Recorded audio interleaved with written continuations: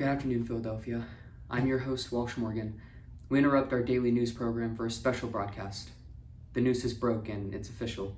The currently seceded states have established a state of their own, the Confederate States of America. And today, instead of a normal news broadcast, we'll be discussing the repercussions of this act along with the strong possibility of an upcoming civil war. We're not going to lie to you.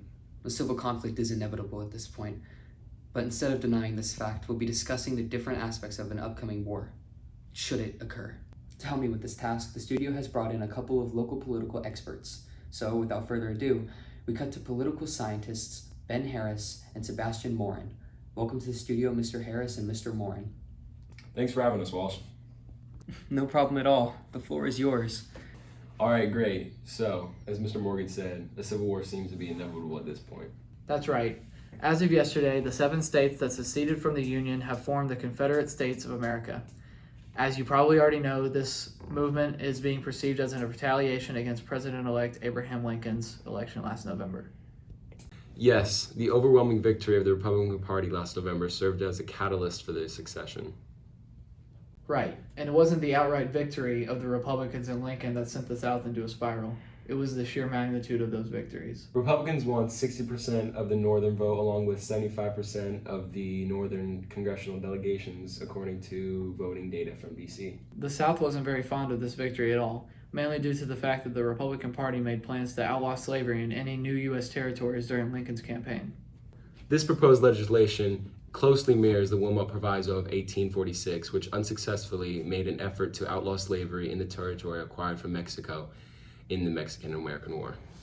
It's clear to see why this issue is so polarizing. My colleague and I have been watching the South's movements closely for months, and with the formation of the Confederate States of America, we can safely assume a civil war is on the horizon. This is the unfortunate truth. Now that we can infer that war is in the near future, an interesting thing to look at is the advantage of the North has over the South and vice versa. It is interesting indeed. The most obvious strength of the Union is their size. The Union outnumbers the Confederacy 2-1 if you include enslaved people. This is a large discrepancy that could prove to be very fatal for the Confederacy. But the Union advantages don't end there. The Southern states' economy has always been agricultural, but the Union's economy is very industrialized. To complement this, the Union currently possesses most of the natural resources in the not-so-United States. Examples are coal, iron, and gold. The Union also claims an actual navy, while the Confederacy has no navy at all. They will probably have to resort to using private ships.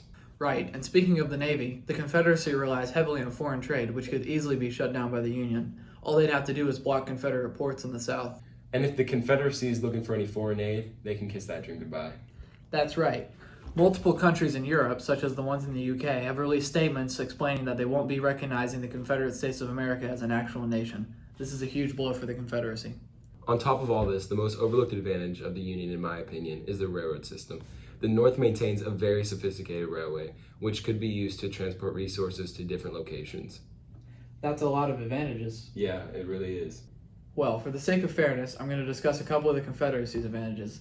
The Confederacy's military leadership has the potential to be very strong. And not only their military leadership, but their executive leadership as well. Jefferson Davis, a former senator from Mississippi, is set to become the president of the Confederacy.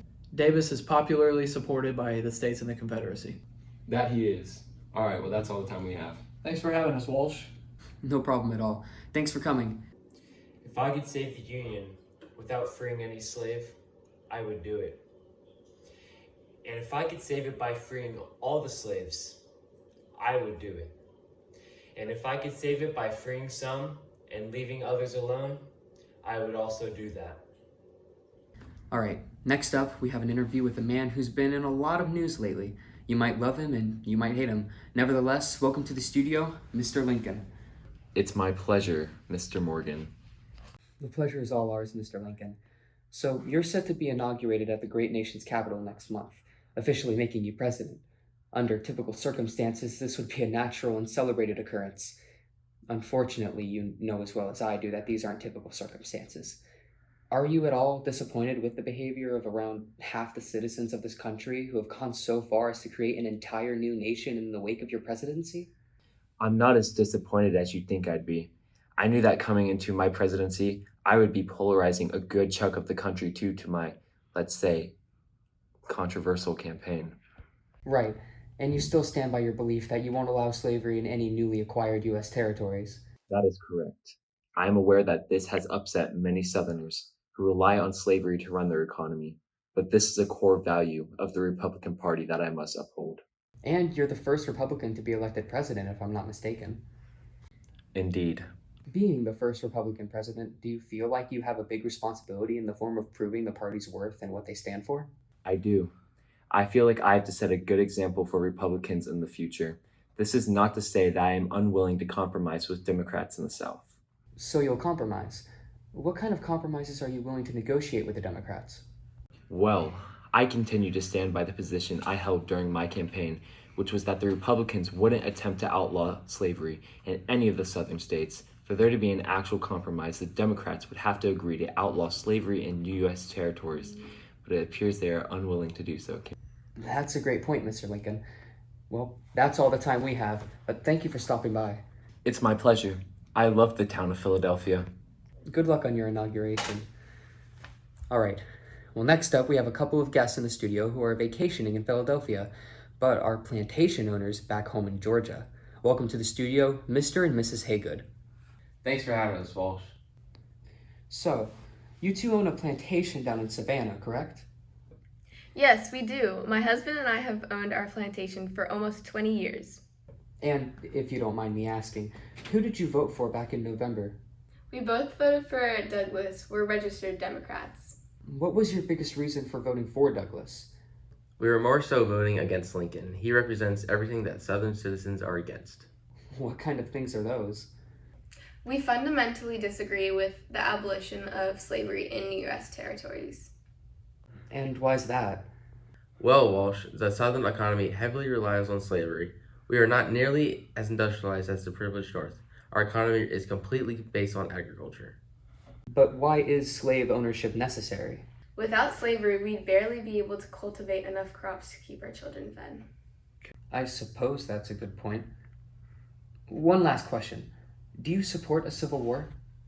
We don't necessarily support it, but we think a war could be beneficial for the South. Right, and we also think that due to the northern states' tyranny, a war is unavoidable at this point. All right. Well, thanks for stopping by. Enjoy your vacation. Thanks, Walsh. All right. It looks like we're all out of time for today. But before I leave you, I'd like to say one more thing. The events that have unfolded in these past few months are dreadful. And as an American patriot, I'm devastated. This country was founded upon the principles that we held most dearly all those years ago, and still hold dearly today. Those principles include liberty, unity, and the pursuit of the American dream. I have watched this nation transform from a country that valued the shared principles of all its citizens to a divided nation more polarized than ever. And unfortunately, I don't see the situation getting any better. I'll see you tomorrow, Philadelphia. This is Walsh Morgan, signing off. And may God bless you all.